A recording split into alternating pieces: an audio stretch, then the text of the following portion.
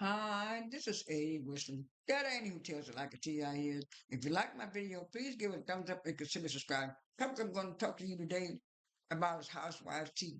In this Housewives Tea video, I'll be talking about Kim Zolciak's ex-boyfriend passing away last month. I also will be talking about the ongoing drama with Juice Adora and a divorce. I also will be talking about Keyna More getting evicted. I also will be talking about Nene Leaks on the Vulture Magazine and her comments she said about returning to Roja and what Andy Cohen said.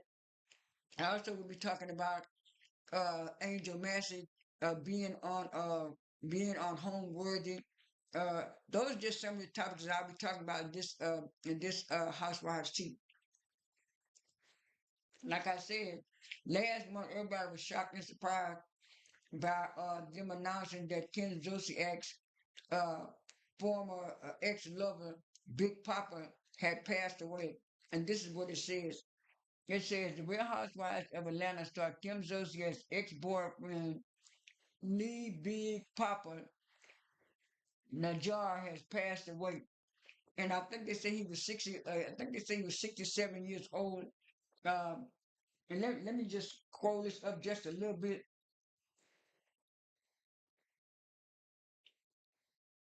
It says, yeah, Big Papa has passed away. He passed away on Saturday, I guess April 18th, with April 18th, with the news confirmed by his daughter Kathleen on Instagram.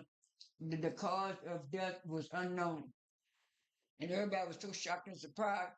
And then when they saw his wife, they were saying, "Wait a minute, we kind of see why he was he was attracted to Kim because Kim was just a blonde version of his wife." And I said, "Ooh, she showed this." But yeah, that had happened last month and stuff like that. And everybody was so shocked and surprised, and I was too, and stuff like that. Even though he was, like they said, even though he was never shown on the show, he was on the show because he had association with Kim. On another note, um, Kenya Moore got evicted from her establishment, and they had to close and stuff out, and they had to close stuff all over all over the streets and stuff. And people was shocked and surprised by that too. And let me pull it up right quick. Right here it says Kenya Moore Hair Care drops a statement following the news of her furniture being moved out of the salon. And so they had people walking by and doing this and doing that and stuff like that. And so and so this is what Kenya had said.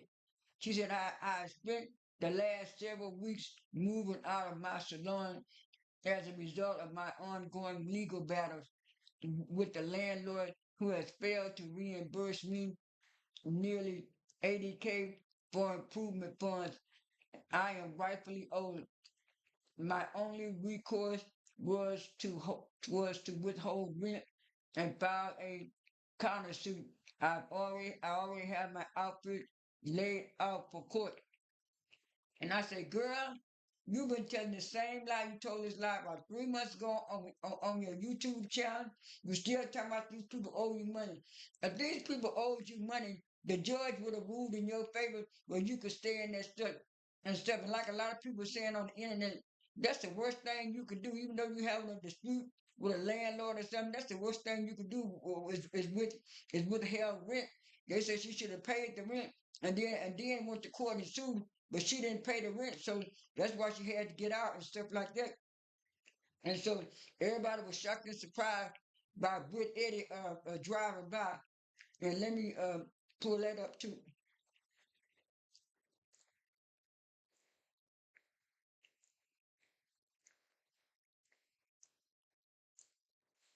It says, this is from Hollywood Unlocked. It says, Britt Eddie pulls up to Kenya Moore's salon as her items are being cleared. And then Britt Eddie did say something about you right here it says Brit Eddie news with with with the uh this is what Brit Eddie said. You never win when you play dirty. And what it is, she got that phrase from Nene. And everybody got that feeling from Nene because Nene had told Kenya that on one episode of Housewives when she was on there. Kenya did something wrong, and she said, "Kenya, you're never gonna win when you play dirty," and she was right about that. And then here come Quad coming out talking about Brit Eddie, you better watch it because the tables could turn, the table could turn. And the fans got on Quad and dragged her. And then I said on my Twitter page, I said Quad is always on the wrong side of the fence. She's always taking up for people who do wrong and stuff. That's why her and Heavenly is so in good connection and stuff like that. Now on another note, uh, they said right after I think it was right after episode two. I think it was right episode 2 or 3. A fan said that Kelly was not on the show, and then they said Drew got up in the comments and said uh, nobody really missed her, and then Drew said that wasn't her. She said that was somebody in our camp, and she said she fired that person and stuff like that, and she made a public apology. And then on another note with Drew, she she yeah right here this is what yeah right here this is what Quad said. And then this was the fans saying, "Shut up, shut up, Quad, shut the hell up." And Kenya hasn't if Kenya hadn't done nothing and just put women in put women and never and never cared, then then then she's the same one who hijacked Marlo's wig event and for her hair care line. That's not that's not that's not discontinued and and and also who's calling Portia's hair business uh $3 bundles hair and look at Portia now. And so they was bringing up all the nasty negative stuff. These comments were saying about what Kenya had done to people, and it was on Atlanta. Both things that she did, they were reminding Court that Kenya wasn't innocent in this. She like they said, she interrupted Marlo's wig hair cam. Then she told Portia she was gonna be selling $3 hair. And like people say, Portia said on Carlos Kenya that she's almost a billionaire, and she was also on Forbes. Kenya ain't never been on Forbes, so and why people saying that about Corey. But anyway, like I said on another note with Drew, it says this is from TMZ. It says exclusive. Drew Sidora claims she uh paid her ex rep her Roja money. What it was, Drew had went back to court and she had went back to court and to get the judge to rule that she could stay in the house, and she also said that uh, that uh, that the house was in foreclosure because Ralph wasn't paying the rent. This is from the article I read. I'm trying to remember it. And then she said after that that she was paying half of the bill, and so this is what this TMZ is reporting. It says don't try and act like don't try to act like you want to be a mom now. It's too late.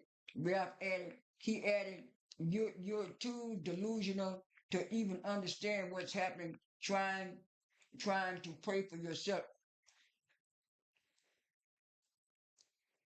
Um, is this the beginning? Yeah, that's the beginning of it.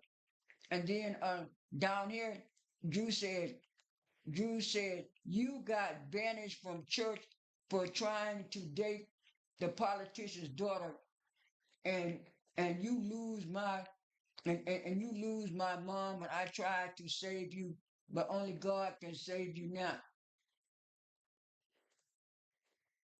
And then, like I said, this is a little old, a couple of weeks old. It says on April 14th, Drew wrote you have done the ultimate betrayal and tried to destroy me as their mom and defame my character, their career brand, and me as a human being time and time again. So please just focus on what's best for the kids and moving forward. In response, Ralph scoffed at Drew, claiming she would be homeless if if forced to leave their home. He said, "You can no longer hide and don't want people to see who you really are, and all of these lies you have told being cleared without me doing anything. And you're a terrible person. I pray you work on your spirit." This is the last part I'm gonna read. Ralph, however, can you say I haven't given you money toward the house in years? I've given you 50% of my money for Real Housewives, uh, for Real Housewives, along with you getting paid directly from Bravo as well. I gave you 50% of my endorsement deal and my movies. Let's talk about how you took 300,000 out of my money I received personally on my personal injury settlement. I remember she had that personal injury. I think it was I think it was season 15 or 16 when she had to go on that trip and she had that cast on her leg and stuff like that. So I do believe Drew as far as this is concerned about the money and she's been paying on the bills and stuff. And like I said, she tried to give the judge new information saying that she only make 12,000 a year and he makes 71,000, but the judge rejected that and stuff like that. So on to the last and final note, uh, Nene was on the Vulture magazine cover, and also Andy Cohen and a whole lot of people. And and people were asking Andy Cohen what he was thinking about Nene coming back to what you call it. And he was saying, well, Nene's on the Ultimate Girls Trip, and he said, well, they got a good cast now. We'll focus on the features. And everybody got saying, why is he acting like that? Why is he saying that? And I'm looking at even though NBC Universal is over him and they ruling over him, they over him. You can tell that Andy Cohen really don't want Nene back on Housewives of Bravo. And so right after that, Nene came out and said, when somebody asked her the same thing, she said, well, the show has changed so much. Is there a place for me on the show? Is there a place for me? I said, Nene, there will always be a place for you on the show. You just have to be like Cynthia and like Cynthia was giving you that advice on our podcast that that if you want to, you can come in as as a friend of and work when you want to. If you have other outside deals like she got, Nene told her now she the one built the house, so she should be full time. But you have to be willing to be full time. And that's the same thing with Teresa Judah. She got on here talking about people. She wondered why people are so be worried about her saying that her and Melissa just finally got on a good term. And people got to looking at, yeah, you just made it with Melissa to stay on the show because Bravo was looking at if Melissa not on the show, you wasn't gonna be on the show either. And so it's like a lot of these OGs get it in their head that this they show. And like I said, the whole time last year when people kept saying that about Quad in season 11, now I kept telling them, even though that's Mariah's show, Mariah get executive credit. That's NBC Universal and Bravo show. So y'all stop saying that. But after I kept on putting that point across, a whole lot of people stopped saying that. And I think that's all I have for this. No, they had the ultimate girls trip in Los Angeles and Portia and Giselle was there and Luann and all of them. They had pictures and they showed pictures and stuff like that. And then they talked about this is hi, this is A Worthy. That ain't even tell it like a TI years ago. This is hi, this is A Worthy. That ain't even tell it like a TI years ago. Like my video, please give a thumbs up and consider subscribing. I forgot to mention this on Housewives Tea uh, about Angel Massie. Angel Massie was on Homeworthy. I watched little clips of it earlier last week when Chase from No Chaser had put it up. And then I also saw it when I went to visit my niece over the weekend. And it was a real, very pretty episode where she was showing her home and where she was talking about her and her sister would make would make flower wreaths because their mother had taught them how to make flower wreaths, and her mother was real artistic and liked to make flowers and this, that, and that.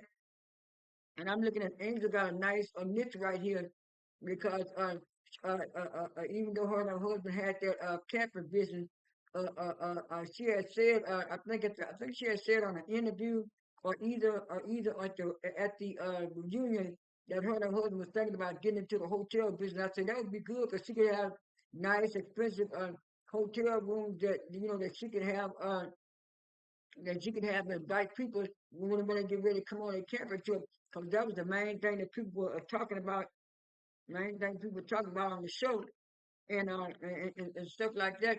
And I really do like her aesthetic with her sister because I thought at first that Angel was the youngest one, but Angel says that she's younger than her sister, and she says she like when her sister come out there. Like her sister said, she like coming out there to visit Angel because to get away from the hustle and bustle of the city. And Angel's sister also have kids, and they were saying that it had been a while before they talked about each other, met each other, because Angel's sister lived a long way, and then it happened to be Mother's Day, and like she said, her husband Bobby, he was outside making some meat on a grill, and it tasted real good. And had a real good family thing. And then she went to get the flowers from the flower shop from the woman. She had known that show, and I was saying this is what Angel needs to be on. Even and everybody in the comments said the same thing about Angel. And this is the show that Angel needs to be on. A show like that, even though Angel did say that they invited her back to Housewives, I think her husband wanted her to do this show. And then after that, here come old Carlos on King on his podcast and talking about Dustin, you called it. You said that you had no problem with Angel, but Angel wasn't wrong for Housewives. You said, yeah, I'm gonna take the credit. If you started to look on Claudia George's face and in the other lady's face. I can't think of her name now. She used to be on Jason Lee. I forgot her name, but anyway, both of them were shocked and surprised because they know Dustin was really, really, really hard on Angel most of the year, and so he was taking credit for something that he didn't do, and even comments on I think I got this from No Chaser or either his show, even the comments were saying, "Nah, Dustin, the way you was talking about Angela, you shouldn't be trying to take credit for nothing." I said the same thing, so so I'm kind of glad Angel got this show, and Angel and Keyna